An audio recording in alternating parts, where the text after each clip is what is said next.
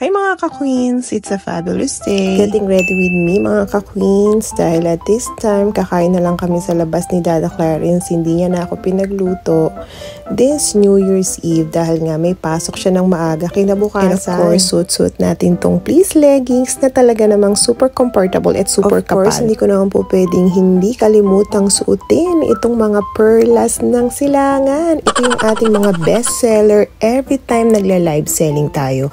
And thank you so much for trusting sa lahat ng mga bumili nitong pearls na to.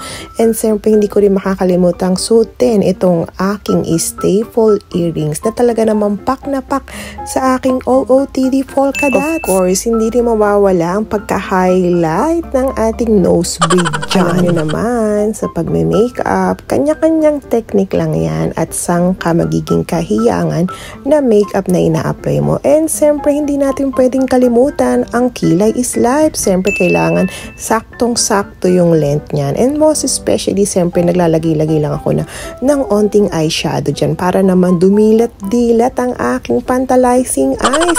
And of course, siyempre nagpa-first layer muna ako ng aking lippies. And siyempre nagsa-second coat ako nitong favorite lippies ko na YSL. Ang taray ng color nito. Pak na kailangan pak na pak at fresh na fresh ang ating feg. And of course, for our final OOTD look, siyempre wag natin kakalimutan itong brown blazer na to. Ewan ko pa, may dalang swerte to, especially ngayong bagong taon.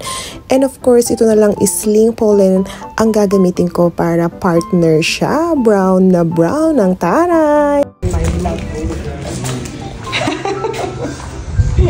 So at this time mga ka-queens, we're here in Original Joe's. Ewan ko ba, mas bet ko yung mga appetizer nila dito and at the same time yung mga main menu nila. I love it talaga. Of course, ang i-order ko uli yung chicken ass. Ewan ko ba, kasi ngayon naman ay mixed combination ng veggies and chicken at the same time.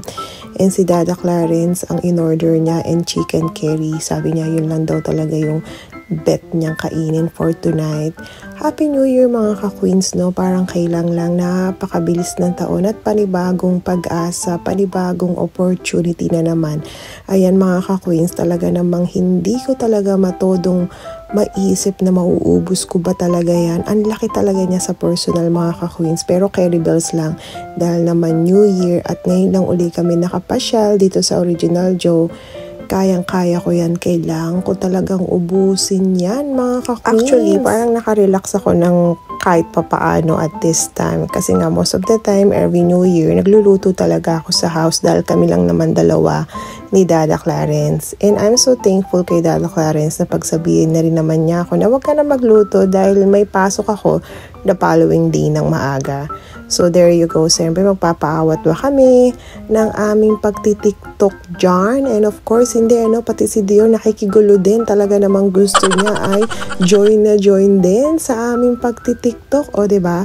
Baliw-baliwan lang kami ni Dada Clarence. And most especially, ang highlight naman nitong bagong taon ay maging happy tayong lahat. And we are all ready sa pagpipace ng panibagong taon ng puno-puno ng pag-asa and opportunity. There you go mga ka-queens. Thank you so much for tuning in and happy New Year sa inyong lahat. See you into our next video.